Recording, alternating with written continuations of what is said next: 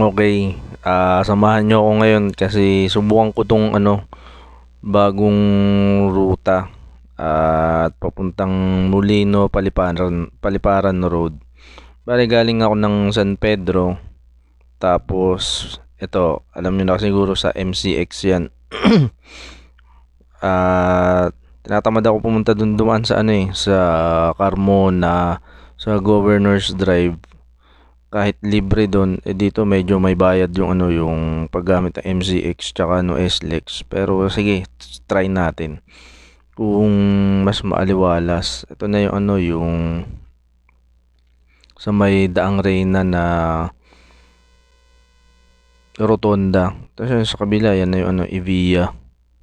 Evia. Ito dati sikat to sa mga sa mga bikers. Tuwing weekend, madaming nagbabike dito dati. Kasi sa malaking rotonda yan. Tapos dito dadaan sa sa Daang Reynas. Ayan. Dito madami nagpepeliton dito ng mga road bike dati. Nung sikat to para sa mga biker. Tuwing weekend nga, merong mga dyan, tiyanggi sa gilid, mga bentahan ng makakain mo. Pag nauhaw o kaya na nagutom ka, pwede ka dyan magsopas sa may gilid na yan. At makikita nyo rin yung ayun yung crystal na na simbahan. Madaming nagpapakasal din dyan. Magandang venue yan. Kaya kung magpapakasal kayo, yan, pwede nyong gawing venue yan.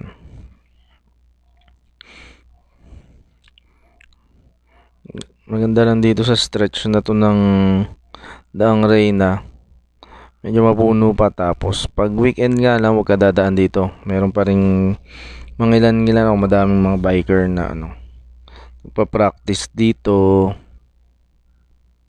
Tapos hanggang dun din, ang dulo nito parang may din yung rotonda.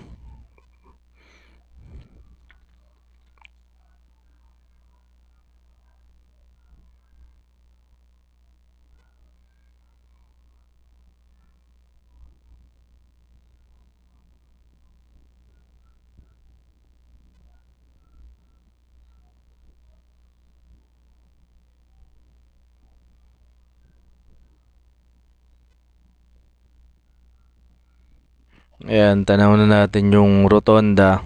Dito kanan. Pag yun doon sa rotonda, sa kabilang exit ka, may kaliwa papuntang Victoria yun. Tsaka Holiday Homes. Dito tayo sa pangalan. Alam ko dati nung hindi pa ito ginawang patag na kalsada, pwede mag-trail dito eh. Madami nga din nagtitrail, pero hindi ko pa nasubukan yung trails dito nung hindi pa ginawang ganito ng ng Bilyar Group. Ngayon, ayan, ginawa na nilang highway o kaya two lane na na kalsada. Papasok sa kanilang property. Malaki din to, hindi ko alam ilang hectares tong property na to na nakaabang para sa future development. Future development for the economy. Ayan. Dito ako dumaan kasi yung dyan, yung galing sa kanan, galing yan dun sa sa Daang Hari, katapat ng malapit sa Springville. Kaso may dun eh, may mga traffic light ba. Kaya dun na lang ako sa may Daang Reyna pumasok. Para smooth. Tapos kung gusto mo mag coffee, ayan, tanaw nyo dyan yung Puresta Cafe. Ayan. Gusto yung subukan, ako, okay na ako dun sa Coffee Cream. Shout out sa Coffee Cream. Sa tropa natin yan. Sa may lang Pasita. Malapit sa Hall of Justice. Kitang-kita nyo, katabi ng Strays Works. Uy, wala. Pag kailangan nyo magpa-print o kaya sa event, yan, kontakin nyo yung Strays Works. Napakabait na yan. Napakabait na May-ari niyan. Tropa natin yan. Tsaka yung si Coffee Cream din. Paborito ko doon yung Hershey's. Hershey's cold. Siyempre cold tayo. Ayoko ng hot. Napapaso ako eh. Ayoko rin, ayoko rin magkape. Gusto ko yung Hershey's lang na chocolate. Medyo may nagre-revolution. Parang ano lang yan. Parang yung makina lang din ng kotse. No, may revolution pag nagkape ko. Yan na.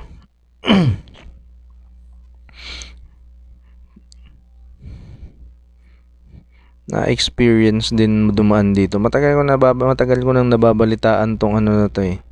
Villar Avenue na to. Pero tayo, chill ride lang tayo.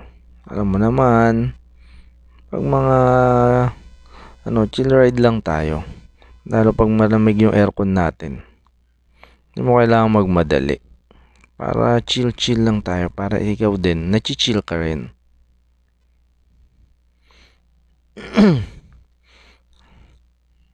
Hindi ka naman maliligaw basta follow the road lang. Yung ibang sub-road naman dito, maliliit, nakasarado pa. Kaya walang kaligaw-ligaw. Ang labas nito sa may sa may Paliparan Road. At malapit na dun sa aking bibiling pupuntahang auto supply kay Seamaster. Gusto ko sana subukan dun sa Carmona, kaso lang Governor's Drive, parang matraffic kasi, pero merong ginagawa pa rin atang kalsada ron.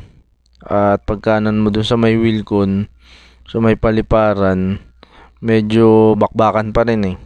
Hindi katulad dito, medyo sunny sky, tsaka aliwalas.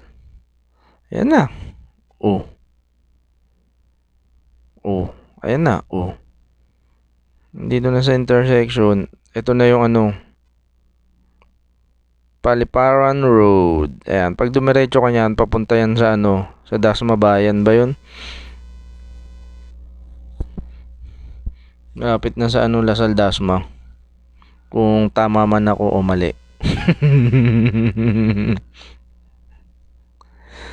Yan, Lapit na tayo. Bibili kasi ako ng pyesa kay Seamaster. Kaya dito na muna ako dumaan. Yes. At yun lang sa susunod na sama kayo sa susunod na road trip natin.